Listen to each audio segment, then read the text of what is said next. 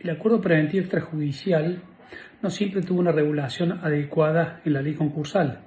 De hecho, la ley 19.551 no los contemplaba y recién en el año 83, con la 22.917, se hablaba de los acuerdos preconcursales como una variedad de estos concursos. Siempre teniendo en cuenta que el acuerdo preventivo extrajudicial no es un acuerdo preconcursal, porque no es previo al concurso, sino que es alternativo o eventual. O sea, no necesariamente previo a ir al concurso tengo que ir a un acuerdo preventivo extrajudicial, sino que la ley establece en los artículos 69 al 76 una opción, vinculada a esos efectos. Si bien la incorporación que existió en el año 94, tenía algunos defectos, porque se enfatizaba la parte contractual y no generaba un efecto expansivo en su autoexpansión, se fue depurando un poco con la 25.589, ya hace casi 20 años, en realidad 17 años, se fue depurando y se mejoró esta técnica legislativa regulando muchos de los defectos que no tuvieran. Más allá de que el artículo 76, que es la que impone los efectos concursales del acuerdo preventivo extrajudicial o el APE, tiene una redacción que deja mucho que desear. Se ha discutido mucho cuál es la naturaleza jurídica del APE y como su nombre lo dice, es un acuerdo preventivo, esto es que la intención es superar la crisis o así sea resolviendo el patrimonio o la insolvencia, pero que tiene algunas connotaciones procesales que implican a los efectos de que el concursado pueda someterse a ese aspecto. El primer matiz diferencial con el concurso preventivo es que en el concurso preventivo uno se abre con cesación de pago, se designa un síndico, que no hay un síndico en el APE, se abre una verificación de créditos, que no existe en el APE, se tienen que presentar informes periódicos, que tampoco existen en el APE, y se realiza un periodo de exclusividad, que tampoco existe en el APE, a los fines de que se logre esas mayorías. En el APE todo esto ocurre de manera privada y el deudor debe negociar estas propuestas con cada uno de los acreedores y cuando presente el APE concurrir ya con las mayorías que establece la ley. La ley establece las mismas mayorías que en el concurso preventivo, o sea, 2/3 partes del capital adeudado y más de la mayoría de personas, de los acreedores, a los efectos de protesta. Entonces, la diferencia que tiene con el concurso preventivo es que en el APE yo ya me presento con un acuerdo ya logrado. Inclusive en el derecho americano se alude a los prepackaged agreements, que son estos acuerdos ya empaquetados que yo los llevo al sentido del juez.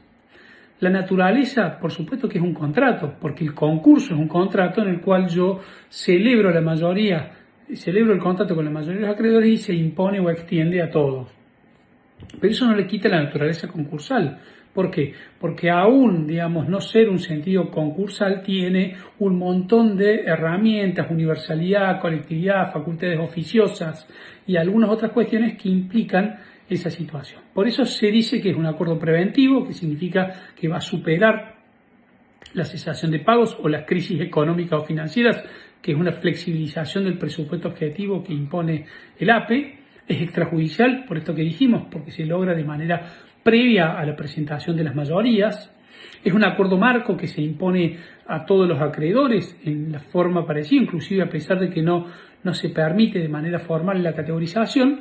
El artículo 71 de la ley habla de la libertad de formas y el deudor podría categorizar en algún efecto a los efectos de que sea un acuerdo más adecuado a esos efectos. Tiene una tendencia a la universalidad porque trata todo el pasivo y por supuesto es único y no puede subsistir ni con una quiebra ni con un concurso preventivo. Tiene ventajas y desventajas como cualquier otro instituto concursal. Entre las ventajas está la extrajudicialidad, donde yo no tengo todo un sistema arreglado para lograr esas conformidades, sino que cumpliendo ciertas formalidades que impone la ley, que es la conformidad con una certificación de firma y alguna otra cuestión, logro las mayorías. Tiene libertad o utilidad de contenido. El artículo 71 establece la libertad de contenido y yo tengo mayor discreción a la hora de celebrar estos acuerdos. Me permite reorganizar la empresa en términos generales, suele tener costos menores porque al no tener un síndico los honorarios suelen ser menor. La cuestión de la tasa y la caja de abogados para el ingreso se ha discutido y algunas jurisdicciones lo tratan de una manera menor y suele ser más rápido porque todo el periodo que transcurre desde la presentación verificación de créditos y periodo de exclusividad, que suele llevar entre 1 y 2 años, se elude y uno puede ir directamente a este acuerdo que eventualmente negocio. Y además puede tener un mayor tiempo, porque yo puedo negociarlo en el tiempo que quiero. Si yo necesito no 120 días, que es el periodo de exclusividad concursal, sino mayor tiempo, mientras yo no lo presente en tribunales a los efectos de poder lograrlo, puedo tener más tiempo. Y además, esa persona que me dé la conformidad eventualmente ya tiene una propuesta de acuerdo que está sujeta a la homologación. También no tiene contralor ni el síndico ni el juez, lo que permite mayor agilidad a la hora de tomar decisiones, y muchos de esos actos no requieren la autorización del juez o el análisis del síndico. Pero también suspende las ejecuciones. El propio artículo 72, infine, implica la suspensión de cualquier ejecución o medida cautelar en los mismos términos de la suspensión de acciones y fuera otra acción previsto en el artículo 21. Y esto produce lo que no ocurría con anterioridad, el efecto extensivo a todos los acreedores, aun cuando no hayan dado la conformidad. Entonces, esta situación determina un marco muy adecuado. Por supuesto que en las desventajas está una mayor posición negociadora de los acreedores, que no está sujeto a tiempos y no tiene obligación de aceptarlo, salvo que no está. Y por supuesto, el no lograr la conformidad en los acreedores no implica la quiebra indirecta.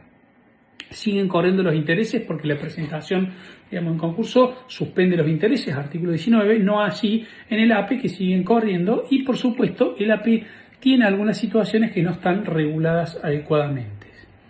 Como todo proceso concursal de base contractual, como en este caso, y con libertad de contenido, existe un presupuesto subjetivo y un presupuesto objetivo. El presupuesto subjetivo está relacionado con quienes pueden apearse, esto es, ser sometidos al acuerdo pendiente judicial, y el objetivo es cuál es la situación económica que se debe dar para poder recurrir a esa situación. Entonces, la legitimación activa es la misma del artículo 2, o sea, se puede apear o presentar en APE cualquier persona humana, inclusive menores de edad, cualquier persona jurídica, inclusive con participación estatal mayoritaria, están excluidas la UTE, el acuerdo de colaboración, los consorcios, e inclusive las entidades financieras. Ya hay precedentes en donde algún banco se quiso presentar en APE y la Cámara rechazó expresamente esa situación. Me parece que, a pesar de que el 1687 del Código Civil y Comercial no regula la cuestión del APE en el fideicomiso, me parece que la posibilidad de aplicar las normas en lo conveniente en lo concursal podrían hacer que un fideicomiso presente un APE, como también, en mi opinión, puede presentar un concurso preventivo a los efectos de llevar. Si el deudor no lleva contabilidad, no está excluido como posibilidad de someterse al APE. Tendrá las dificultades de cumplimentar algunos requisitos, pero no está. Tampoco existe la imposibilidad de que un APE se presente con un conjunto económico o con un garante a los efectos de hacer una propuesta unificada en las cuales todos puedan lograr esa situación. En lo que tiene que ver con el presupuesto objetivo, obviamente la ley impone la cesación de pago, la insolvencia, no pago. Esto es cesar en el pago, pero también flexibiliza este requisito y puede admitir la presentación del APE con las dificultades económicas o financieras. Esto es la imposibilidad de cumplir en el corto plazo. La dificultad económica en algún punto tiene un sentido mucho más temporal que la cesación de pagos, que tiene un carácter más definitivo. El acuerdo que puede llegar el deudor con sus acreedores es libre, tiene la posibilidad de establecer cualquier acuerdo en la medida que lo entienda interesante. El artículo 43 de la ley concursal, en lo que tiene que ver con las propuestas concursales, puede ser un indicador, pero la idea es que lo que yo tengo que establecer en este propuesto tiene que estar en el comercio, no puede ser una prestación imposible, no puede ser ilícita, tiene que ser acorde con la moral, buenas costumbres, buena fe, en fin, no puede ser abusiva. Y por supuesto se puede pactar la confidencialidad hasta el momento de su presentación. Es natural y lógico que un acreedor pueda pactar con el deudor que mientras no se llegue a pedir la homologación del APE pueda mantenerse en confidencialidad, pues no establece ninguna. Obviamente que el hecho de dar la conformidad a un APE implica la imposibilidad de pedirle la quiebra, porque yo ya estoy dando la conformidad a un acuerdo y sería una teoría contradictoria con el propio proceder. Obviamente que en el APE rige la igualdad de los acreedores, que es la par condicio creditorum, por supuesto en función de los intereses concursales. Igualdad de los iguales en función de un esquema de privilegios previsto en los artículos 239 y siguientes de la ley concursal, que establece un tratamiento diferenciado para algunos acreedores. En fin, fisco, trabajadores, derecho de retención, acreedores con garantía real, etcétera. Pero la idea es poder flexibilizar en el régimen de los quirografarios y poder ofrecer propuestas a medida con cada acreedor a los efectos de lograr esa situación. Obviamente que también puedo categorizar esa situación.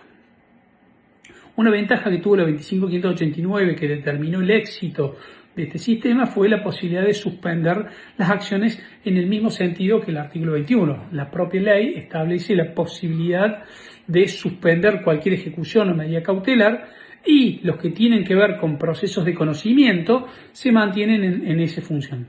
El problema que tiene es que al no existir una verificación, la continuación de un proceso podría no tener sentido porque esta sentencia no tiene un tamiz verificatorio como tiene el concurso preventivo, en cuyo caso el juez podrá, recibir esa presentación, pero el acreedor deberá pedir esa situación.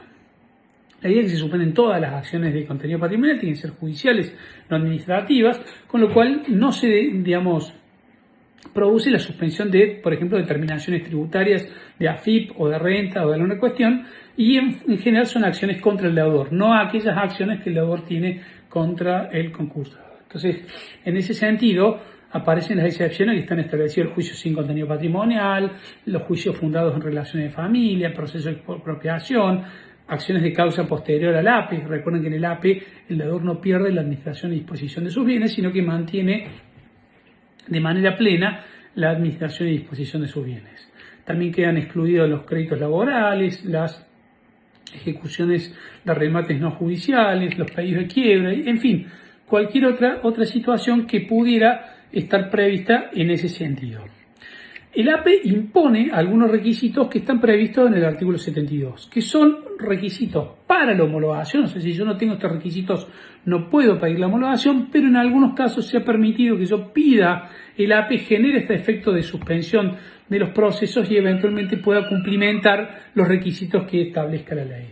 La ley establece requisitos similares al concurso preventivo, más allá de que se pueden dar algunas situaciones. Lo importante es que tiene que acompañar un estado detallado y valorado del activo y pasivo, o sea, cuáles son los activos de la empresa, el pasivo de la empresa, a los efectos de poder determinar, la situación patrimonial a ese momento.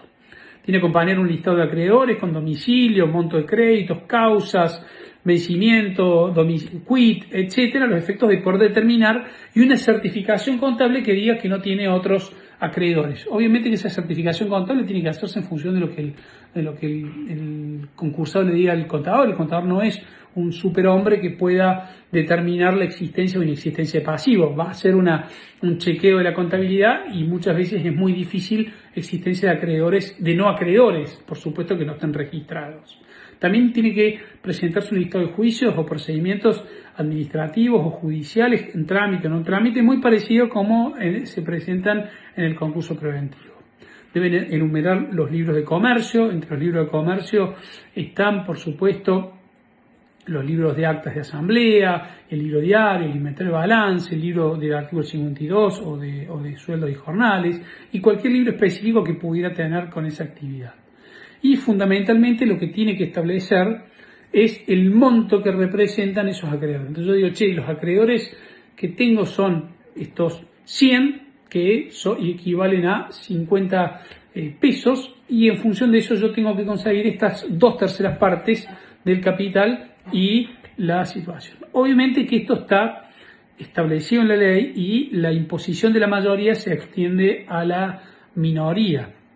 Podría haber acreedores que hayan sido omitidos, en cuyo caso el artículo 75 impone la posibilidad de que los acreedores se puedan oponer. Tienen un plazo después de la publicación de edicto de este pedido de APE en donde ellos pueden presentarse y oponerse a los efectos de que circunstanciar por haber fueron omitidos o alguna situación muy parecida a la situación del artículo 50 de la ley de concursos. Esto significa que se hace un incidente con todo lo que se hayan opuesto, y lo importante es determinar las causales de por qué no fueron incorporados y si no fueron incorporados, si su voto fue determinante a esos efectos. Esto es, si el voto de este acreedor que no fue incluido es un voto de 1 peso y el pasivo total son 100 pesos, la incidencia del 1% puede no tener un sentido necesario. Obviamente que si se hace lugar a esta oposición y se advierte que esto afecta a las mayorías o minorías establecidas por la ley, el juez no homologará el APE